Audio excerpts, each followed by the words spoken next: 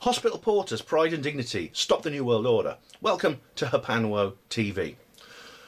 Well, sorry I haven't uploaded anything for a week or so. I don't have time to upload that regularly these days, but I will try and get something up with every week or so.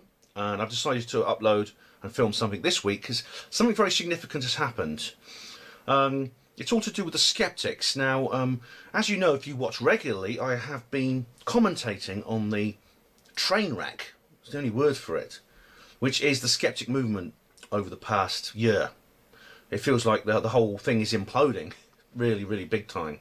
A lot of its shadow side and its darkness has come to the surface, and despite the skeptics' commitment to maintaining a positive public image no matter what, they found it impossible. And I think it's undignified to gloat, and I hope I don't gloat, but you know, I can't help feeling a sense of satisfaction that this is happening. This is not to say I don't feel sorry for the people who are caught up in this, who are decent people. I have skeptic friends. Okay, I don't want to feel like I think these people deserve harm, because they don't. But the fact of the matter is, I get the feeling that the movement as a whole, the movement's eggs have come home to roost. Now, as you know, it's sort of like been developing. There's no one point where it began, but there's been several crises that have emerged, which I have covered on these videos, and the links will be in the description box to all of these. For example, the Sally Morgan fail, where they accused a woman without a psychic, a female psychic medium in Britain. They accused her without any evidence at all of committing a fraud, a specific accusation, for which Sally sued the newspaper which published it, which the Skeptic published it in, and quite rightly won a considerable figure in damages. It's not just the lies that have been told about her, it's the fact that she had been harassed in a most brutal manner by internet bullies. She received death threats, she received threats to rape and mutilate her, to torture her, to plant a bomb in her house to kill her family. She was sent pictures of dead bodies. And this is the modus operandi of the people who did this to Sally. Makes me think that they are the same people who the same skeptic internet trolls who have been attacking other people within the skeptic movement. Or not just within the skeptic movement, I'll come to that in a minute, but outside it, people like Meryl Dorey, the anti-vaccination campaigner in Australia, she was treated exactly the same way. And the skeptic herself, Rebecca Watson, or Skepchick as she calls herself, she was treated like this too. All this, and of course, then that proceeded on to Michael Shermer. Now, Michael Shermer, as you know from a previous video, which is also linked in the description box, is one of the most prominent individuals in the skeptic movement. He's one of their principal spokesmen. Yet, a few months ago, he wrote on his blog that he essentially was doubting the whole skeptic movement. He was doubting the whole idea of skepticism because of something that happened to him, something that he experienced personally on his wedding day, actually, which made him call into question everything he'd known before, something life-changing.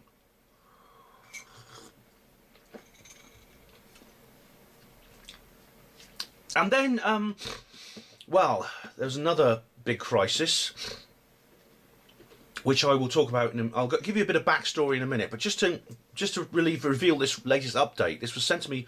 Information was given to me by Don Phillips, who you may know because I've been working with him. But he sent me a link to Doubtful News, which is a skeptic online newspaper, magazine.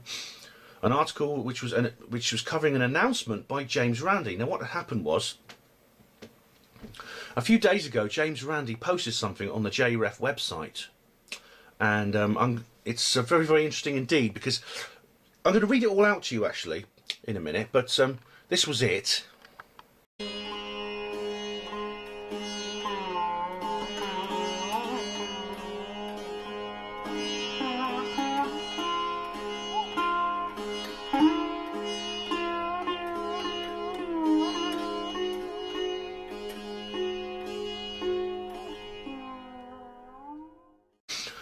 Now, what's interesting about this is not just what's in it, it's what's not in it.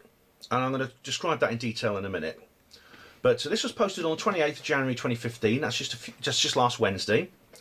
And when I read this out, I'm actually going to imitate James Randi's voice. Now, I know I can't do that very well, and it's not to be jocular as such, or is slightly. But my main motivation is because I'm going to have to intersperse with my own comments, and I don't want there to be any confusion over who's speaking and who's not speaking. So that's the reason I'm doing it. An Amazing Adventure to be continued by James Randi. To all my dear friends, at 86 years of age, I feel that it's now well time to officially retire. So I'm stepping down from my position with the JREF, the James Randi Educational Foundation. This doesn't mean that I'm retiring from my battle against the so-called psychics, faith healers, paranormalists, and the assorted frauds I've encountered in my worldwide campaign. I'll in no way relax my critical attention I've given to them over the last busy 73 years, I promise you. So he's been a skeptic since the age of 13. Ooh. I'll still lecture and write, here and abroad, but no on my own time, not on the exhausting schedule that I've had these past few years. I can celebrate the fact that there now exist so many very active, eager and competent skeptical organisations on an international scale, some of which may well have come into being because of the example provided to them by the JREF. I can't count the really good, valuable friends I've gathered from all over the globe, people who have enlarged my life in so many ways. 2 years ago, I visited India, my very first visit to that fantastic country. Yeah, he went to visit his friend. What's his name? Yes, it's Sanal Edmaruku. Sanal Edmaruku, who's a famous Indian skeptic, who's kind of the James Randi of India, who's famous for busting fake faith healers and gurus and people like that. There we go. Though I'd visited my friend Arthur C. Clarke in Sri Lanka, he spells Clarke wrong. Arthur C. Clarke has an E on the end of his name, and the only reason he went to visit Arthur C. Clarke is that Clarke was actually speaking out in favour of cold fusion, and Randi went there to shut him up. There we go. Sri Lanka, just a few miles offshore a few times. This year again, I toured Australia, the vast continent that I've been to perhaps 6 times now. And when I'm rather well known, that was very hectic, but productive for all concerned. I've also been touring with the documentary film An Honest Liar, which deals with my life both as a performer and a writer, often in the company of my spouse, Davy Pena. That's a film that was actually broadcast on BBC a little while ago. Didn't have that title, but I have seen the film. It's worth watching. We've had universally excellent reviews of the film, with stimulating and equally valuable Q&A sessions following most showings. It has received several prizes and awards, and just may be elected to a number of winning positions. Please watch the local screenings before it goes nationwide on March the 6th of this year. During my tenure with the JREF, I've had the great satisfaction of observing a decided increase in the percentage of both younger folks and women who have joined our ranks. This has become evident both at the TAMs and the correspondence with which I deal daily. Well, he had a bit of a fallout with the skeptics, not Randi personally, but the skeptics. Rebecca Watson, for instance, got into an argument with Richard Dawkins, and this was over some comments she made, which Rebecca Watson, of course, is very keen on feminism as well as skepticism, and she tries to link the two together. Other skeptics don't agree with that, and so they disagree with each other. The skeptics disagree with each other over feminism.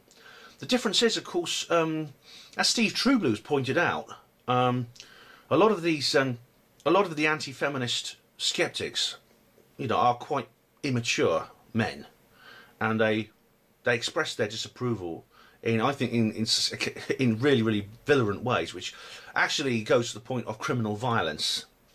That's a long story, but basically, I've spoken before about Rebecca Watson and about what happened to her. I mean, she's not someone I agree with. I'm a critic of feminism too, but I don't go around sending anonymous emails threatening to kill her and torture her and rape her and mutilate her. See, this is the level that the skeptic movement is on, and Steve is absolutely right to point out that we're not dealing. They come across as so adult and mature when they're not. They're a bunch of angry little creeps. Not all of them, like I said. I've got skeptic friends, but a lot of them. Here we go. And I cannot express my delight in making so many friends of all colours, tongues, sizes, and philosophies, much of which I've worked into my books and my lectures. I've been so stimulated and inspired by all of you. I can only hope that I may have brought about what my late friend Martin Gardner referred to as aha on occasion, suggesting to you that something might not have arisen in the course of regular communication. Martin had me doing aha regularly, and I'm somewhat a little bit the better for his periodic inference, I assure you. To sum up, this has been a wonderful, exciting, enjoyable adventure for me, and I trust that I've given my friends some laughs, perhaps a few tears, and hopefully some valuable thoughts to carry away from my writings from both past Tams. Let us get together just once more at Tam 13 with joy and enthusiasm to celebrate those good times. No, I'll not yet hang up my cape nor sheath my wand, be assured. I've still got a few tricks up my sleeve, as they say, so stand back. I very much hope to see you all this summer, James Randi. Now this is interesting because, as I said before, I think I may have mentioned this before, but there's, for various reasons, I didn't think there'd be another TAM. That's the amazing meeting. That's this Principal James JREF conference where Randy often appears himself. Yet, a few days before announcing his retirement, quote unquote, from the JREF, the JREF posted an advance notice of TAM 13, July the 16th to the 19th, 2015 in Las Vegas. You can't buy tickets or anything like that yet, but they're just saying these are the dates we've booked. We're going to be organising that soon, and I'm quite surprised by that actually. But this is the notice they posted.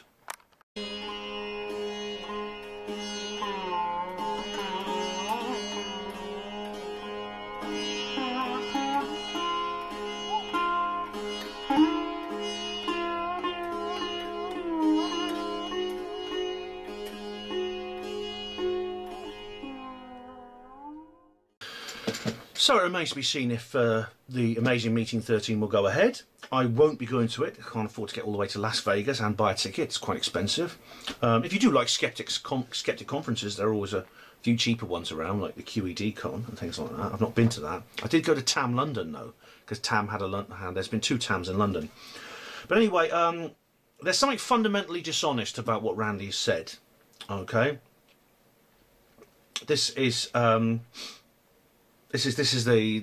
to do with what he said in this article, because if you read his statement about his retirement, it's literally true.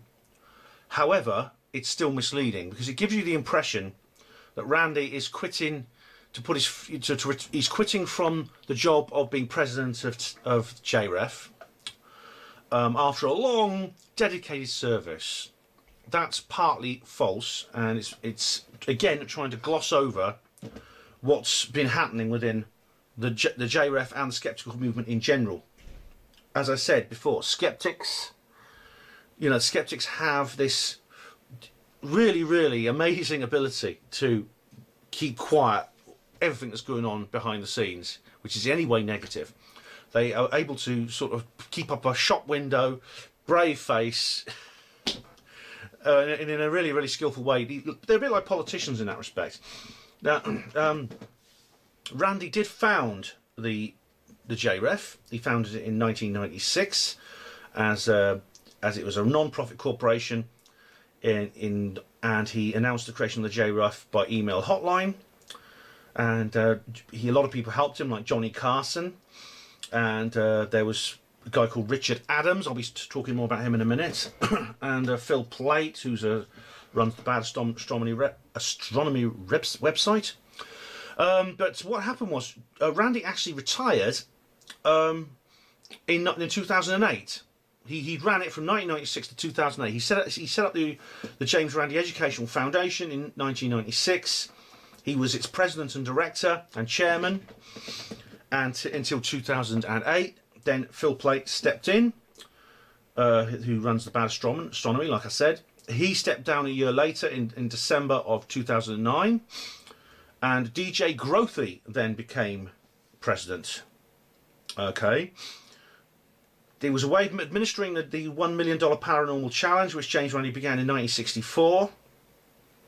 He's had several. It was originally $1,000, and bit by bit more people have added on to it, including these Johnny Carson and Richard Adams, which I'll be talking about as well. And this is where it gets a bit complicated. And as I said, there's a lot more going on than the skeptics are telling you about. Because what happened was on the 1st of September, just last year, James Randi announced that the Los Angeles office of the JREF was closing down. This is the biggest operation, and this is the biggest office they have, and the biggest centre of operations. And everything it did, it had two main offices, right? One in Los Angeles, and one at Falls Church, Virginia. And the change, it was announced on September the 1st. That was effective immediately. So it's something that seemed they sprung on us very, very quickly. They sprung on everyone very, very quickly, and the skeptic movement was reeling a little bit about what happened. The announcement was made very, very unceremoniously indeed. It just said, we're closing down. The Los Angeles office is shutting down. All the staff there are being laid off, which is about 3/4 of all JREF's employees. DJ Grothy is no longer president. He's no longer associated with the foundation. And that James Randi was coming out of retirement to be temporary acting president. And this was just in September last year. Just like that. It didn't say whether Grothy was being sacked or not. It didn't say whether he was resigned of his own accord. And it's true that Grothy was always a bit of a controversial character on the skeptic circus. And there's a lot of people who won't mourn his dismissal, if it was a dismissal, or his resignation, if it was a resignation. And then something else happened. Just a couple of weeks later, the JREF forum was disaffiliated. Now, I've talked about the JREF forum before. I've shown you pages on the JREF forum. But this is the central... It's a massive forum associated with the JREF. And has thousands of members. And in this Facebook age, that's very rare for an internet forum. So the forum wasn't shut down, but it was disaffiliated and had to remove all references to the JREF and James Randi from its official publication. And it became known as the International Skeptics Forum, and you'll find it under that URL today. And the reaction on the skeptic scene was utter shock and confusion, because there's nothing in any of the previous pronouncements that Randi had made that suggested anything like this was about to happen. Like I said, it was effective immediately on September the 1st. Everything was, the whole thing. I mean, the reason they gave, hang on, let me just find it. Where was it? Here we go. Right. The reason they, sorry, I should get this earlier. Yeah, it just said here we are, in order to achieve cost savings and greater efficiency. Yeah, that's why they were doing it. Yeah. So the skeptics were shocked. There was disbelief, there was confusion, and it's really amazing because just 2 months earlier in July, TAM 12 had taken place at the South Point Casino in Las Vegas. Over 1,000 people had attended. And everyone was in a really good mood. They had Daniel Dennett there, they had Eugenie Scott, they had Bill Nye, Banachek. All these famous skeptic celebrities were there. None of the YouTube videos are available for that now. Maybe they never will be. And I mean, I've covered this on the Hapanwo Voice blog, and at the time I said, will there ever be a TAM 2015? It looks like there will be. But it's obviously, if it goes ahead, then it's going to be a bit difficult. And what's more, the film The Honest Liar was made. And this is a feature-length biographical documentary about James Randi by Tyler Measom and Justin Weinstein. And that had just been released. So we had the big conference, then we had the release of the film. And this was broadcast on the BBC. It was just called Exposed Magicians, Psychics and Frauds. They didn't use the same title for some reason.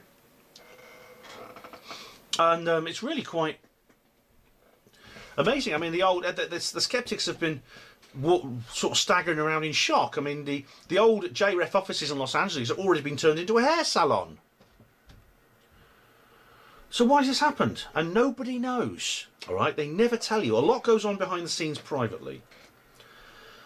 And this is what skeptics excel at, about keeping it quiet. Because, I mean, then everything's going on. It's like they have this shop window version, which is always beautiful and very, very nice. No matter, even if the stock is all rotten and the books are blood red on every page, they still keep up this nice little shop window version. This is what I say to like politicians. So it'd be going on behind the scenes. Whatever had happened had been bubbling behind the scenes privately, and then came to a public showdown very abruptly after being well concealed. And like I say, skeptics maintain this confident, polished public persona, like politicians, with real determination. There's been no talk on this matter anywhere. The Skeptic's Guide to the Universe, one of the principal skeptic radio shows, has not mentioned it once. The only people who've commented are independent skeptic bloggers and YouTubers. People like this bloke called Shane Brady, John Rael made a video about it. Now, cost savings and greater efficiency was the reason given. Now, these are sinister words, and I know that because they're words that my hospital used to use, and they're actually a euphemism for, oh my God, we're broke. So basically, that's an interesting point. But then, they can't have been that broke if they went ahead with the conference. They must have made a profit off that conference with all the people that were there. If the reason for the partial collapse of JREF is financial, then what could have caused it, you see? Because, like I said, the TAM 12 tickets were snapped up, new books coming out, loads of books in the merchandise hall, all that revenue. It could have been there's been some legal actions over people to do with the $1 Million Challenge. Randy's been sued by certain people who've applied for the $1 Million Challenge, and it's all gone very quiet, which means that they must have settled out of court. If Randy wanted to fight it, he'd have trumpeted it all over his website, but he didn't. So it means she settled out of court and he just shut up about it. Everyone's lips are sealed. And another possibility could be to do with the covert intelligence community and the military-industrial complex. Now, these are connected to JREF, and they could be behind whatever changes are made. This is an interesting point to know, all right?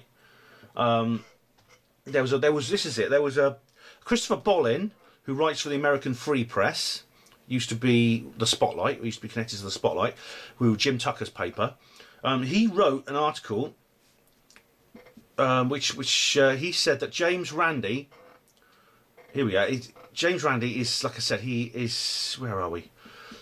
So I'm just going through my low. He has this lily white persona, like I said. He's this dedicated crusader against spiritual charlatans, homeopathic conmen and psychic frauds. But you see, Christopher Bollin has found evidence of something I long suspected, and that is, there's probably much more to it than that.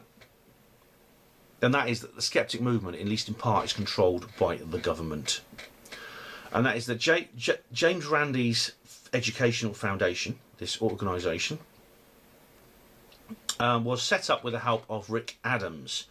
Now, Rick Adams is described as an internet pioneer, which is literally true, but it doesn't mention his name, his connections to DARPA. Now, Steve Trueblood's talked about this as well. The Defence Advanced Research Projects Agency of the US government is behind a wide range of military and law enforcement applications for science and technology, and is also reputed to be involved in HAARP, chemtrails, mass surveillance technology and transhumanism. And Rick Adams is also involved with the SAIC, the Science Applications International Corporation, which is notorious in the world of 9/11 research.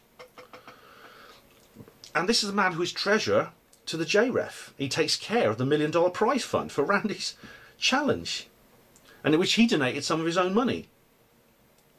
Now, for a long time, this wasn't even made public. Everyone thought that Johnny Carson was the only benefactor. Johnny Carson was the guy who helped Randi deal with Uri Geller.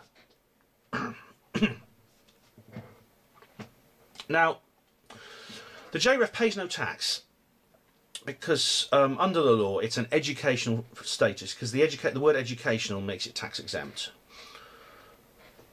And it's often assumed, this is often an assumption which Randi does nothing to dissuade. In fact, he actually gives the distinct impression that it's true, deliberately probably, is that the whole JREF is centred around James Randi's home, which is in Florida. But it's not. Its business address is actually at Rick Adams's office. This is in Falls Church, Virginia, USA. And the JREF is not the only organisation based in that office. So too is General Dynamics, which is a major, and I mean major, defence contractor. It's part of the military-industrial complex. And another firm that's located at the same address is, it is a large building at Fairview Park Drive in Falls Church, Virginia, and that is the Jose Alvarez Art Studio LLC. This is run by someone who goes by the pseudonym Jose Alvarez, but his real name is Davy Pena, and he was an accomplice in Randi's escapades. He played Carlos, this fake spiritualist guru, in this famous hoax that Randi pulled, which he claims to be a coup, but it wasn't. He was just a big laughing stock, but Randi says that he persuaded everyone. Now, he and Randi are a homosexual couple, and they are now married. Another interesting thing is that Alvarez is the cousin of Willie Rodriguez, who is very famous when it comes to World Trade Center destruction, because he was the cleaner at the World Trade Center, who's done an awful lot to try and turn people away, maybe deliberately, from the work of Dr. Judy Wood. Now, I think there's more to this issue than Christopher Bolin says, because Christopher Bolin is saying he's not someone I completely trust, actually. He is thermitically correct. In other words, he goes on with a thermite story and is not into Dr. Judy Wood either. So he probably wouldn't agree with me on a lot of things. But there could be a connection between, I say, Willie Rodriguez, Jose Alvarez, and Rick Adams through these various organisations like the SAIC, DARPA, and the military-industrial complex. This is General Dynamics, yeah. Now,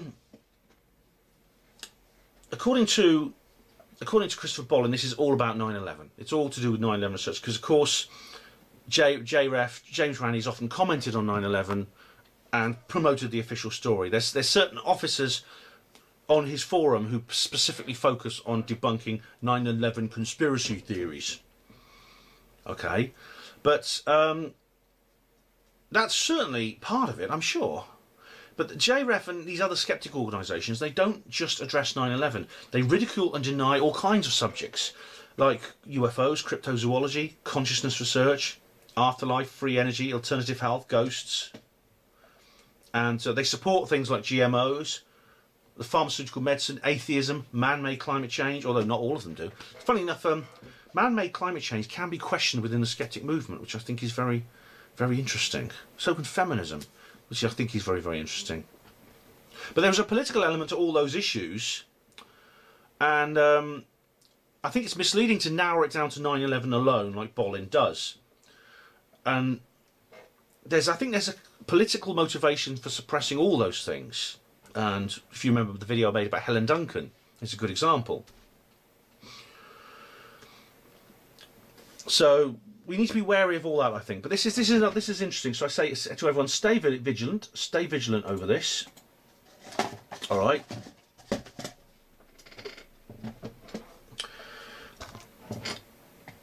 So I mean, the skeptic movement as we call it, has expanded very rapidly. It's emerged about 40 years ago, really, emerged seriously. But it's primarily in this decade that it's become a truly global phenomenon. Millions of people are involved in the skeptosphere. Yet, at the very moment, at the very moment of its triumph, well, its self-styled triumph, it's entered a terrible crisis that has manifested in all these different ways. As I said, skeptics have always been very cruel to their enemies, people like me, but they're becoming astonishingly bitter and venomous to themselves in these various internal conflicts that have broken out. They've got various sources about how closely atheism and skepticism should be linked, the role of women in the skeptic community, their rights and obligations. And as I said before, this is criminal. What's happened? The intensity of these attacks have been criminal in nature. So it seems like the skeptics, they promote themselves as these level-headed, cool arbiters of reality, and they're nothing of the sort. I mean, the whole Sally Morgan thing left them with a whole pile of red faces and empty wallets because of a successful lawsuit against them. They've carried acts of censorship against Graham Hancock and Rupert Sheldrake. If you remember Ted Gate, I've done a video about that. And what's more, there's a guy called Brian Dunning. Now, he appears in An Honest Liar, the film about Randy, but there's no caption with his name on. He's not introduced, and there's a reason for that. He's in jail. He was jailed for fraud. It looks like as if the entire skeptic movement is in terminal decline. And it's certainly in a huge upheaval. It's transforming beyond all recognition. And several people are beginning to speculate now. They're basically giving the JREF up for lost. And they're speculating on the future of Shea Skeptic without JREF. And most skeptics, most of the independent amateur skeptics are quite optimistic. They say other organisations will fill the hole left by the JREF and learn from their mistakes. And on the International Skeptics Forum, someone made a prediction, okay? And this is it. The JREF will make a deal with Michael Shermer. Shermer will organise TAM for next year. That is this one coming. And the JREF will take half of the money raised for the Skeptic Society. And for the JREF, he will organise it for the JREF, sorry, and take half of all the money raised for the Skeptic Society. That's Shermer's organisation. And eventually it will become a joint effort, and then eventually when the inevitable happens with the Amazing One, TAM will become a 100% Skeptic Society event. That means basically the Amazing One is Randy. So the inevitable happening with the Amazing One means James Randi dying. When James Randi dies, which won't be, let's face it, it's not going to be long, he's 86 years old, Shermer will take over the TAM. But of course the only problem with that is Michael Shermer himself. See the link in the description box to my video about him. Okay, here's the details of Randy being sued. What happened was George R. Simpson of Florida, USA filed a lawsuit against the James Randi Educational Foundation for fraud, misrepresentation and a breach of contract. And there's been very, very little response from, there's been no response at all from the JREF. There's been very, very little response from anyone in the skeptic community. A lot of people expressed sympathy that JREF rejected. They expressed sympathy for the JREF for rejecting his application, because according to Simpson, they wrongfully rejected his application. They broke their own rules and they breached their own contract. What Mr. Simpson is claiming is that they had already agreed to process Mr. Simpson's application and then wrongfully terminated it.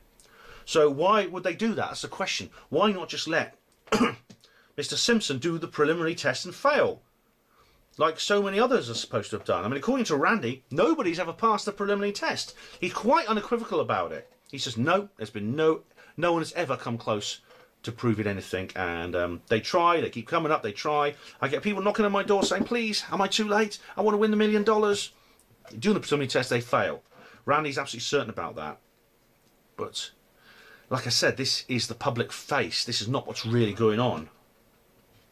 George Simpson is now suing, okay? And, well, he did sue, and there's been absolutely no response. What happened was that the JREF solicitors, they filed a motion to dismiss. This was overruled, and that's all the information we've ever heard about it. And that was over 2 years ago now.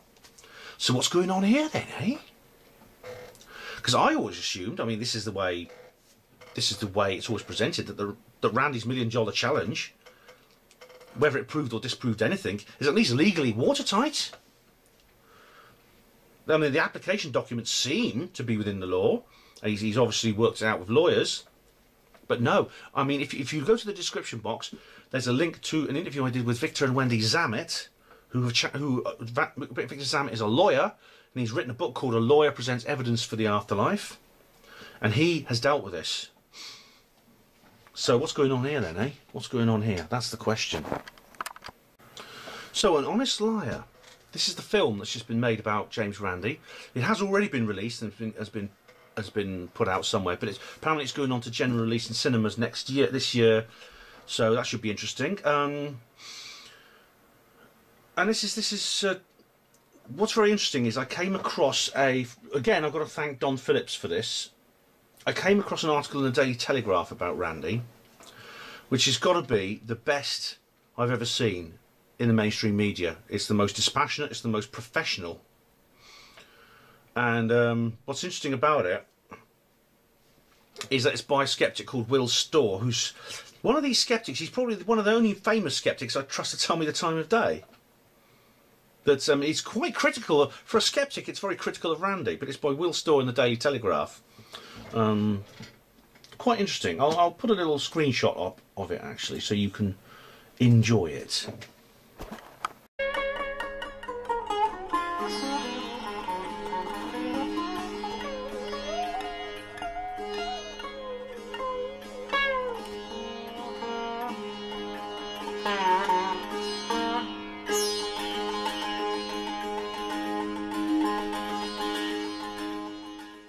So do have a read of that. Hope you find that interesting. But Will Storr, like I said, he's actually, for a skeptic, he's been extremely honest. What he did was, it's very, very interesting indeed, because he very bravely, he actually tackled Randi on a lot of his misdemeanours. Now, the climate change thing, I'm a climate change denier. And I think I'd have respected Randi if he'd stuck by his guns there. But what happened was, I think somebody sat him down and gave him a talking to, and he recanted. Now, another thing that Randi is criticised for by Storr in the article is that he is known to be very keen on social Darwinism, and he believes in survival of the fittest. He quite likes the idea that the weak and foolish will die out, you know, including believers in paranormal. He's something of a Malthusian in that respect. Now, the thing about Randi is he's famous for being a misanthrope. He has a lot of skill in the world of performance and publicity. He's very intelligent, and it allows him to suppress this side of his nature. He can be very polite, he can be very charming when he needs to be. But I've heard from several people like Skylar Alfragan and many other people, when the TV cameras are off, he can be capable of deeply malicious and antisocial behaviour. And this is important to remember, because James Randi is a person, an individual, but he's also a product. He's like Coca-Cola or Persil, washing powder. And this is a product which is presented as having an exceptionally high IQ. And he does. I mean, he may well be extremely intelligent. But one thing that Randi claims is he learnt Egyptian hieroglyphics by the age of 12. Now, that is an incredible feat of intellect, which really should have made him world famous by itself, which is very strange. It's never come to my attention. So I respect Will Storr because he's a skeptic, but he retains this intellectual integrity to be a Randi iconoclast. Now, Will Storr has written a book which I want to read actually, because it was reviewed on the Daily Grail, which is a non-skeptic website. So it's probably quite a good book from the non-skeptic point of view. So as I said, Storr has looked into various allegations of fraud by several non-skeptics who've had dealings with Randi. Now, Storr doesn't say it outright, but this obviously includes applicants for the $1 Million Paranormal Challenge. Now, as I've explained, there's at least one instance where an event came to the point where court papers were issued. But the fact that that Randy didn't fight it, I think means that his applicant had a case and Randy didn't have a leg to stand on. The James Randi Educational Foundation has said absolutely nothing about this event with George Simpson, which means that they settled out of court. Probably Simpson was said, probably he agreed not to say anything about it either. But it means that basically the JREF paid off Simpson to keep quiet. Another controversy surrounding Randy is his work with Dr. Rupert Sheldrake.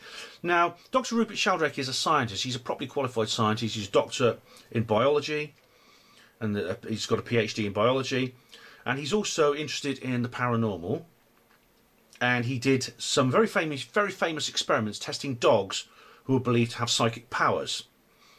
Now, Sheldrake is quite happy to work alongside scientists and indeed skeptics who are willing to play fair. He's collaborated with Chris French and with Richard Wiseman.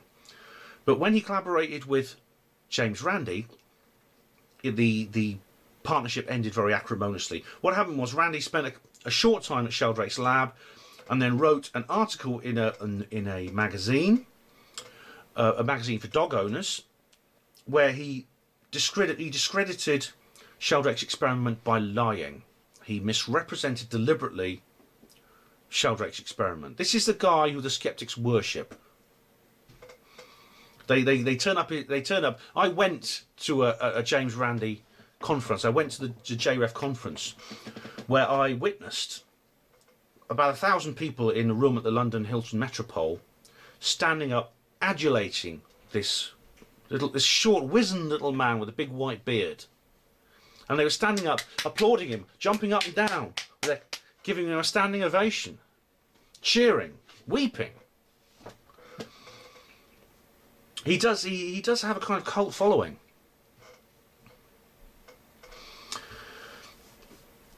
Now, Storr confronted Randi personally over his conduct relating to Rupert Sheldrake, and he just prevaricated and evaded. Now, another thing that Randi does is he pulls very high-profile hoaxes on people. What he does is he likes to show people up as dupes, or what he does is he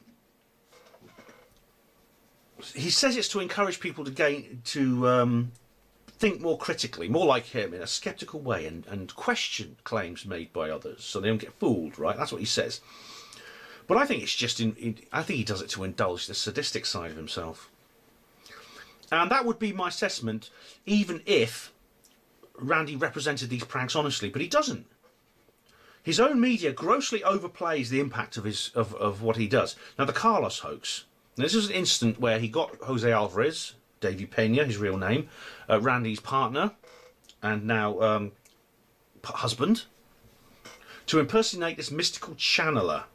Now, this is, just to remind you, this is a man whose company is based at the offices of General Dynamics, and is the cousin of someone who I think is spreading disinfo about 9/11. And basically, according to Randi, he fooled the entire country. Every single Australian was completely dumbfounded by this trick that Randi played. That's not true. For many people, Victor and Wendy Zammit remember it. It was just a laugh. Very few people took it seriously. A couple of them did. But Randi's own movie about the Carlos hoax completely makes it look like everyone in Australia was enthralled by this ridiculous little man, Carlos. No, they weren't. And now another is Project Alpha. Now, Project Alpha is very interesting because Skeptic arranged for two young magicians to infiltrate a parapsychology lab. This is a paranormal research laboratory to find out about psi. This is psychic powers. And fool the scientists conducting the experiment using only, because they're not, these two magicians, a guy called Banachek, whose real name is Steve Shaw, and another guy as well, whose name is, I don't know, I'll find out in a minute. But basically, Banachek and this other guy were put in this laboratory. They did magic tricks, and apparently the scientists conducting the experiment thought they were real. All right. That's not true. Okay. And if you listen to, this is why it's important to look at the other side of the story. For 3 years, Banachek was subjected to every test that they could come up with. The scientists could come up with to prove that he had authentic psychic powers. He bent spoons, he set fire to things spontaneously, he moved things, he did everything like this. He passed every test with flying colours. Okay, no he didn't. Okay, the actual scientists conducting the test were not 100% sure about it at all. And at the end of this 3-year period, apparently, the laboratory proudly announced to the scientific community that they had a real thing, a real psychic in the form of Banachek, but that's not true. They didn't. They did have a public announcement of Banachek's presence, which is where he came clean, but it wasn't the way Randi portrays it. And mid-bow for the scientific folks, James Randi drops the bombshell that Banachek has been working for him for the past 3 years. And what's more, everything he did was an illusion. So he wasn't really psychic. You know you have a major coup in your pocket when you sting the National Enquirer, really? Well, the guys at the laboratory were crushed, apparently, but that's not true. They'd already suspected Shaw and his partner of fraud, and they dismissed them both a year earlier. Well, Randi kept quiet about that, didn't he? I guess Las Vegas style subscribes the motto, print in legend. The actual facts behind this case are thoroughly presented in the paper. Right. Science versus showmanship. Deary me. So it's this is another example, okay. The Mike Edwards, this other guy, that's it. I was trying to think of his name. Basically, Randi's portraying it as a massive away win for himself.